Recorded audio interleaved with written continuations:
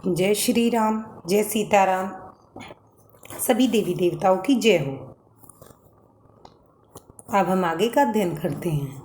असुर समूह सात वही मोही, मैं जाचन आहूँ नृप तोही। अनुज समेत देहु रघुनाथा, निशिचर बद में होब सनाथा। मुनि ने कहा, हे राजन, राक्षसों के समूह मुझे बहुत सताते हैं, इसलिए मैं तुमसे कुछ मांगने आया हूँ। छोटे भाई सहित रघुनाथ जी को मुझे दे दो। राक्षसों के मारे जाने पर मैं सनात सुरक्षित हो जाऊंगा। देहु भूप मन हर्षित, तज हो मोह अज्ञान। धर्म सुजस प्रभु तुम्हें को, इन्हें कहे अति कल्याण। हे राजन, प्रसन्न मन में से इनको दो महा और अज्ञान छोड़ दो। हे स्वामी, इससे तुमको धर्म और सुयश की प्राप्ति होगी और इनका परम कल्याण होगा।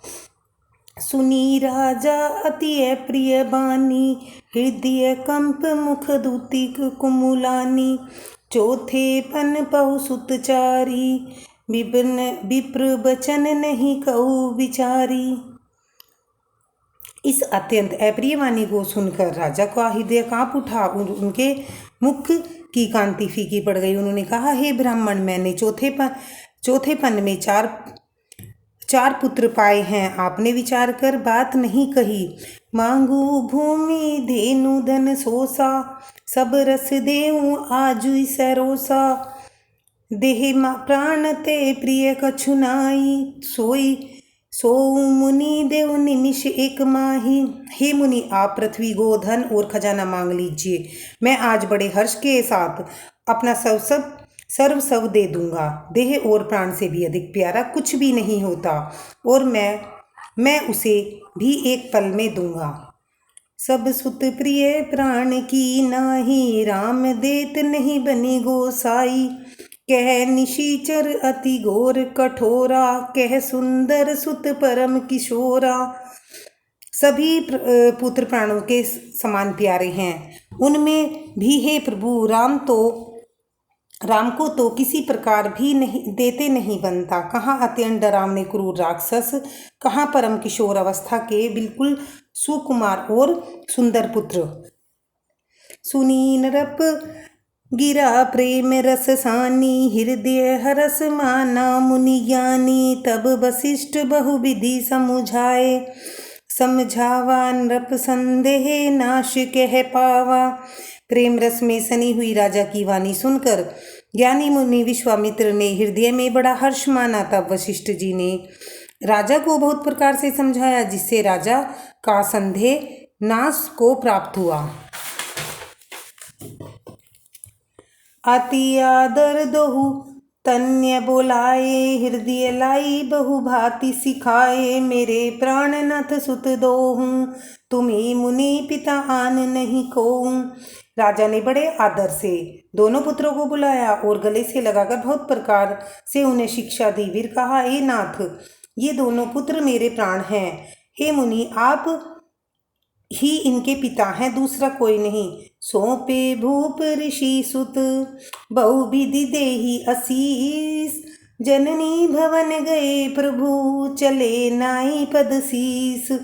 राजा ने बहुत प्रकार से आशीर्वाद देकर पुत्रों को ऋषि के हवाले कर दिया और फिर प्रभु माता के महल में गए और उनके चरणों में शीश नवाकर चले।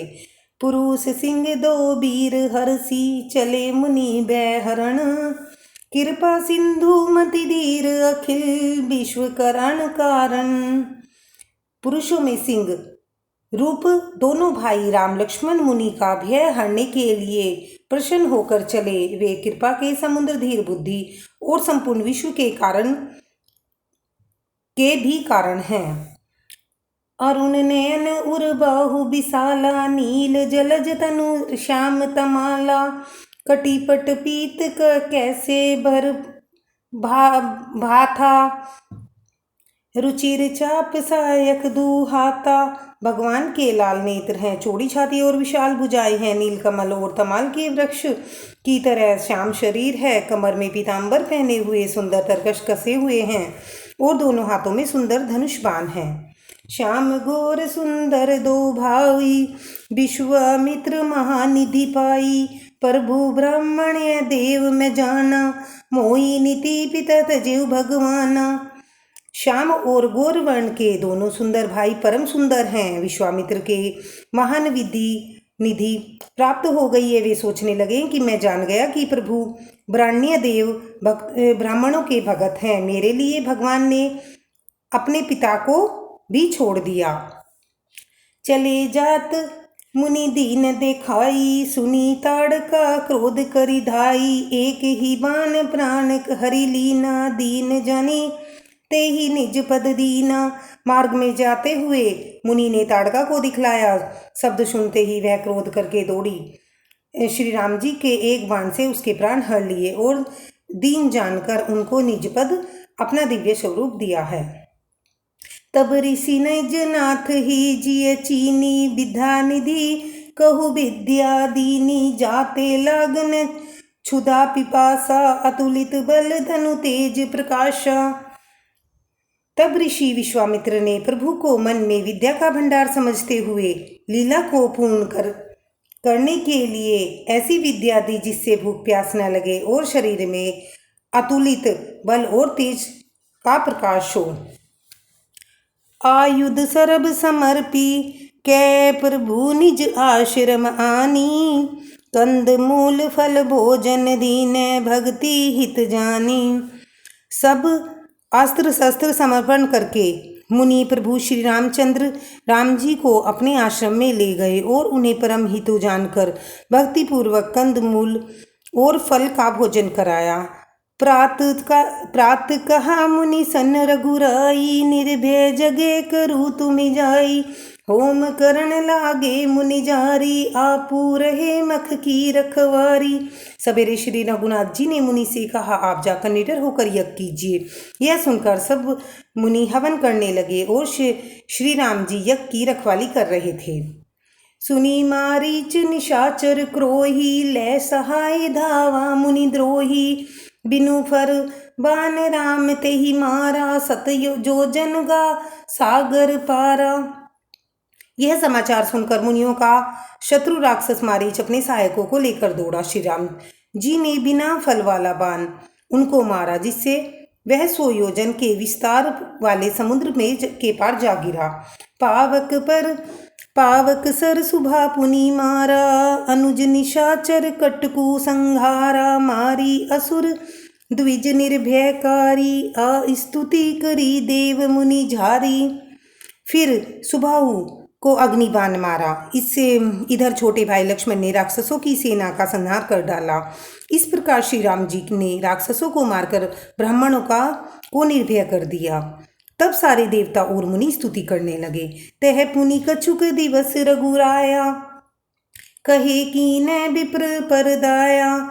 भक्ति हेतु बहु कथा पुराना, कहे विप्र यद्यपि प्रभु जाना।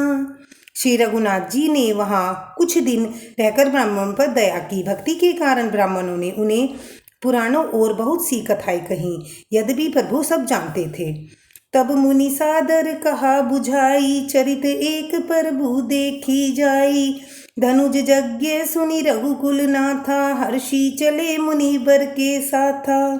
तदंतर मुनि ने आदरपूर्वक समझाकर कहा, हे प्रभु चलकर एक चरित्र देखिए।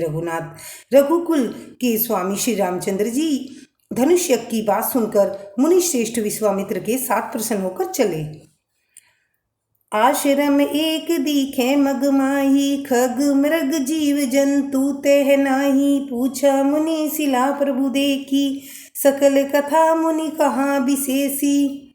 मार्ग में एक आश्रम दिखाई दिया, वहाँ पशु पक्षी और कोई जीव जंतु न था। पत्थर की एक शिला को देखकर प्रभु ने पूछा।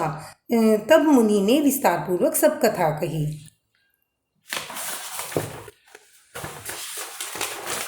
लाइक करें, सब्सक्राइब करें। अब मैं अपना अध्ययन यहीं समाप्त करती हूँ। अब आगे का अध्ययन करेंगे।